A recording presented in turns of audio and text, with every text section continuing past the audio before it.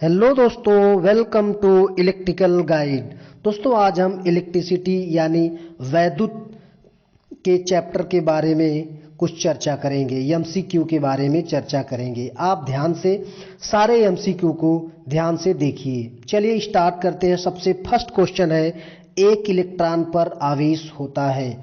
दोस्तों ध्यान समझिए, एक जो इलेक्ट्रॉन होता है उस पर ऋणावेश होता है। जो इलेक्ट्रॉन होता है वो एक ऋणावेशित कण होता है, तो उस पर जो चार्ज होता है वो निगेटिव होता है। तो क्या होता है, माइनस 1.6 गुणे 10⁻⁻19 के बराबर होता है। तो एक इलेक्ट्रॉन पर जो आवेश होता है -1.6 गुणे 10⁻⁻19 कूलाम के बराबर आवेश होता है।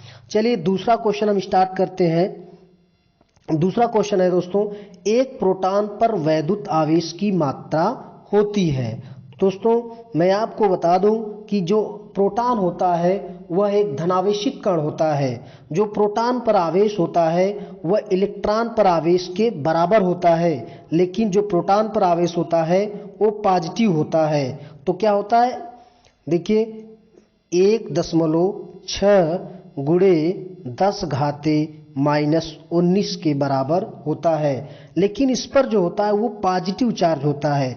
अंतर बस इतना ही है कि जो अपना इलेक्ट्रॉन होता है उस पर नेगेटिव चार्ज होता है और जो प्रोटॉन होता है उस पर पॉजिटिव चार्ज होता है। तो कितना होता है, 1.6 गुणे 10⁻⁻19 कूलाम के बराबर होता है। कौन सा ऑप्शन सही हो जाएगा, ऑप्शन नंबर डी सही हो जाएगा। ठीक है, ऑप्शन नंबर कौन सही हो जाएगा, ऑप्शन नंबर डी सही हो जाएगा। चलिए अगला क्वेश्चन हम स्टार्ट करते हैं।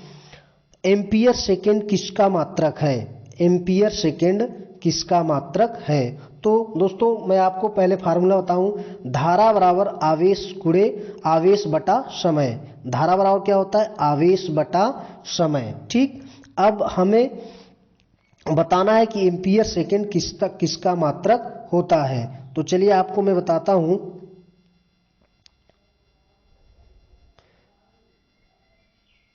दोस्तों मैं आपको बता दूं कि Q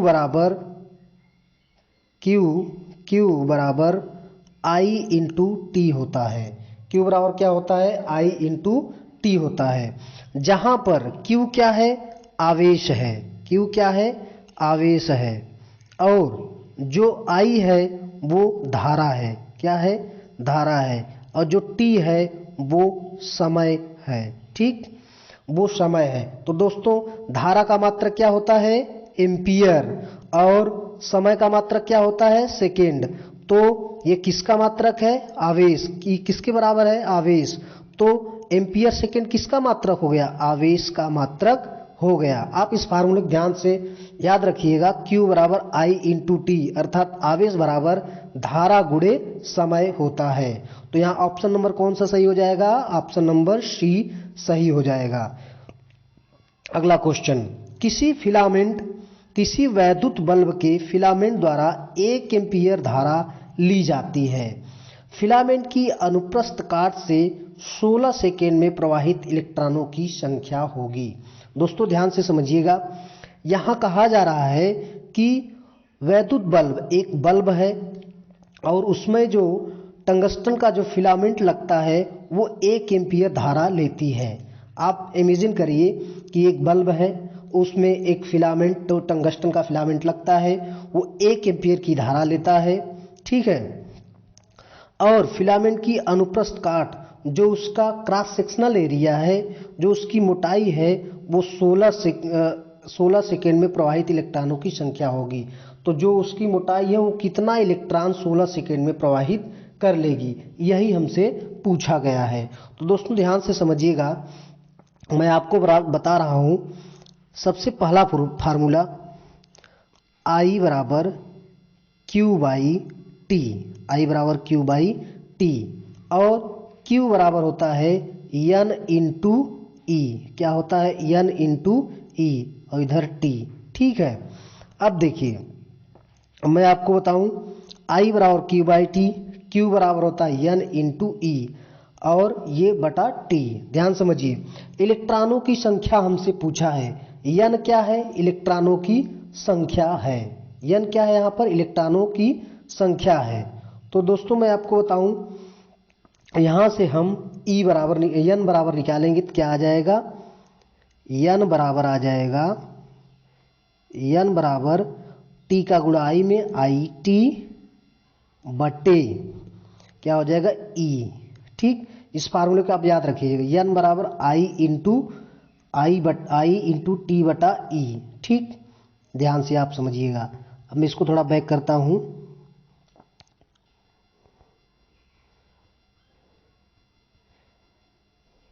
देखिए, मैंने अभी आपको फार्मूला बताया, n बराबर आई इंटू टी बटा ई। ठीक, इसके बाद आई मतलब करंट, एम्पियर, 1 एम्पियर दिया गया है, तो इसकी वैल्यू कितनी दी है? 1 गुणे समय कितना दिया है? 16।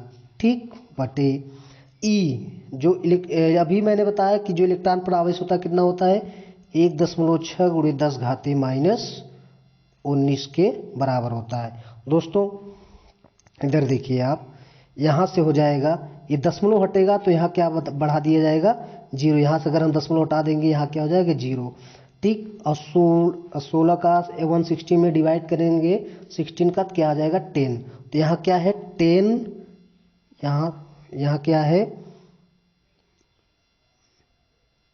ये हो गया आपका 10 बचा है, और गुणे ये 10 घाते माइनस 19 जाएगा, क्या हो जाएगा? ऊपर जाएगा तो क्या हो जाएगा? प्लस हो जाएगा, 10 घाते 19। एक वैल्यू इसकी जोड़ोगी तो 10 घाते 19 और 10 घाते 1 कितना हो गया? 10 घाते 20। तो इसका आंसर क्या हो जाएगा दोस्तों? 10 घाते 20 के बराबर। तो इलेक्ट्रॉनों की जो संख्या होगी वो 10 घाते 20 के बराबर होगी। ठीक, चलिए अगला क्वेश्चन स्टार्ट करते हैं। अगला क्वेश्चन है, किसी चालक तार में वैद्युत धारा का प्रवाह होता है। कोई भी चालक है, कोई कंडक्टर है, जैसे आप अपने घर में जो तार देखते हैं वही तार आप समझ लीजिए। तो किसी चालक पर, चालक का मतलब वही हो गया जो तार आप घर में रखते हैं, वही किसी चालक तार में वैद्युत धारा का प्रवाह होता है।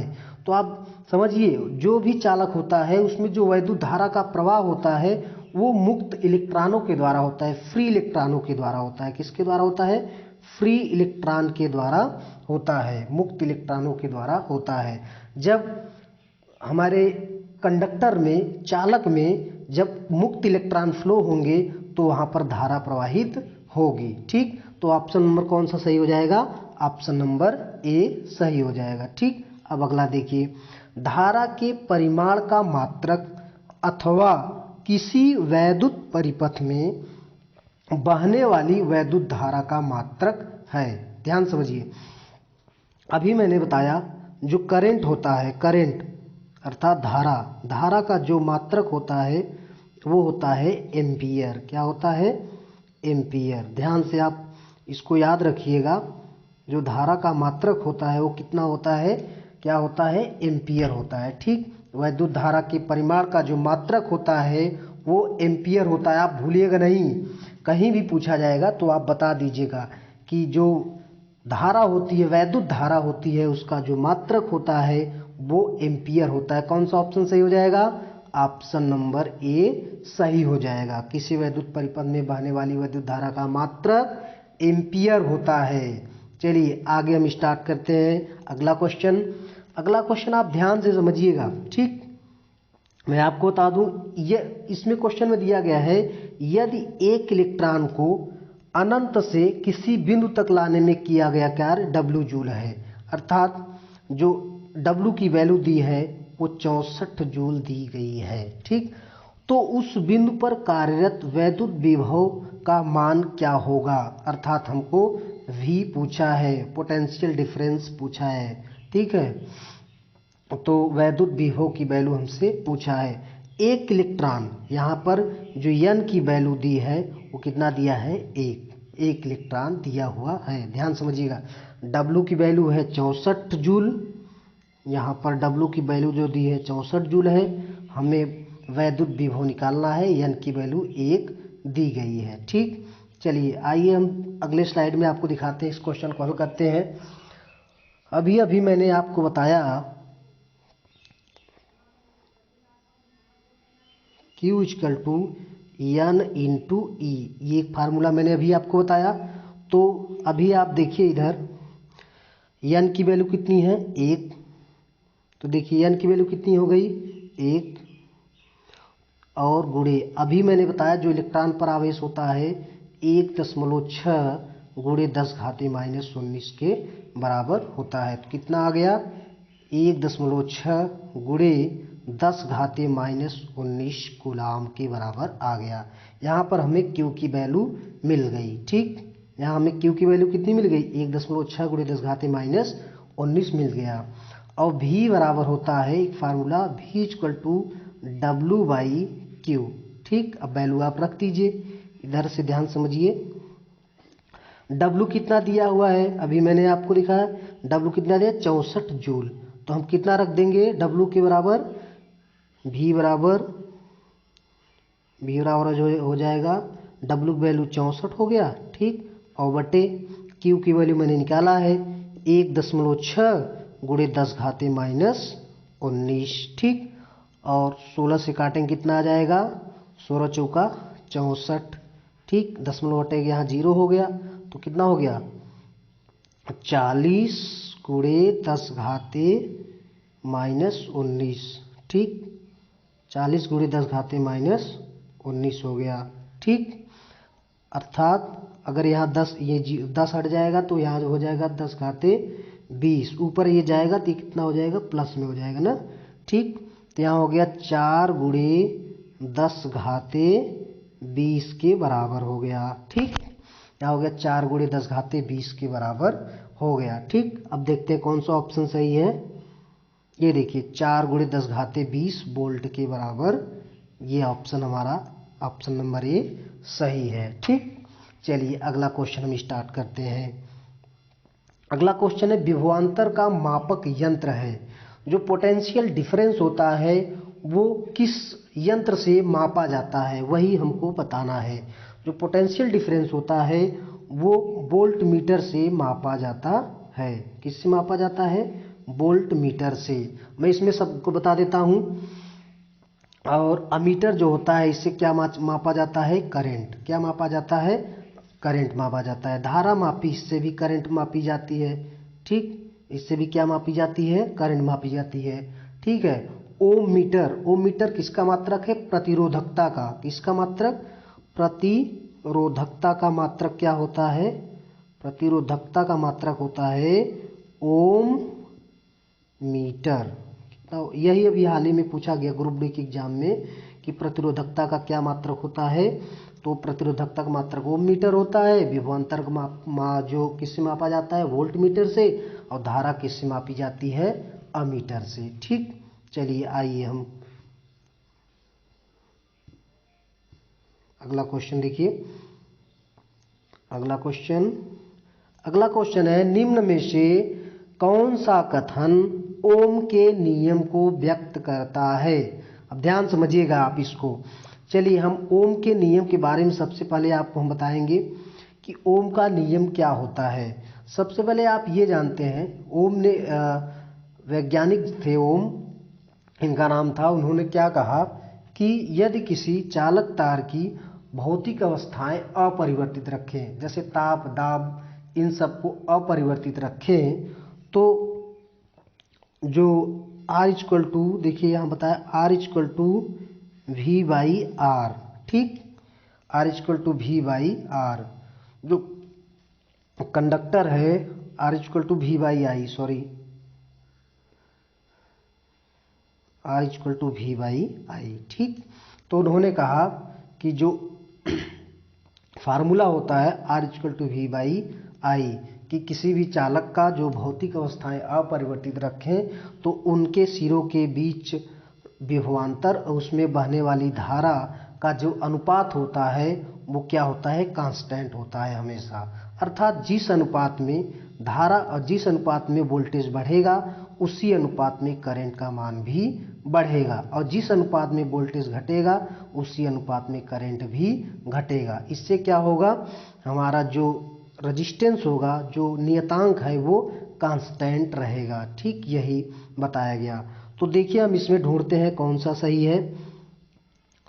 सबसे पहले देखिए V = I × R। यहाँ देखिए विभवांतर बराबर धारा गुणे प्रतिरोध, धारा गुणे प्रतिरोध। तो ऑप्शन नंबर सी क्या हो जाएगा, सही हो जाएगा। ठीक है, V बराबर निकालेंगे R × T हो जाएगा। V बराबर निकालेंगे क्या आ जाएगा, R × I। ठीक, तो R क्या हो गया, प्रतिरोध हो गया।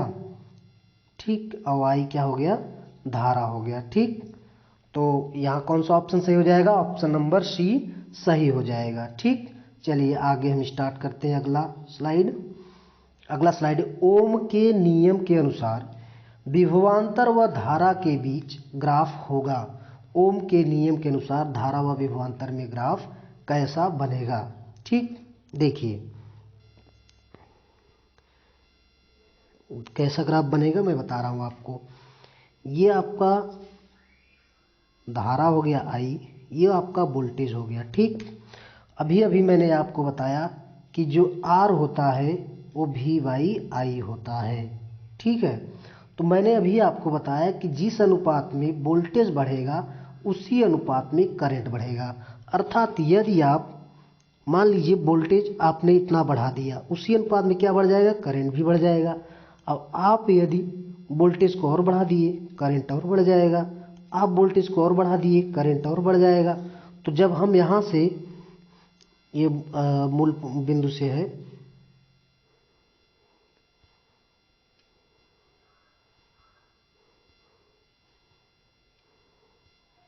ये स्लाइड में दिखा हुआ आपको ध्यान से समझिएगा।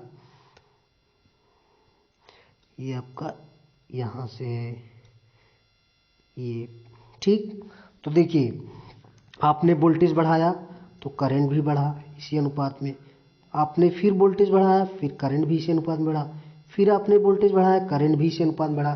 तो हमको कैसा मिल रहा है, लीनियर मिल रहा है ना, इसलिए एक सरल रेखा हो जाएगा। ठीक, तो ओम के नियम के अनुसार विभवांतर व धारा के बीच जो ग्राफ होगा वो कैसा होगा, वो लीनियर होगा, एक सरल रेखा प्राप्त होता है। तो ऑप्शन नंबर ए क्या हो जाएगा, सही हो जाएगा। ठीक, चलिए अगली स्लाइड हम देखते हैं दोस्तों।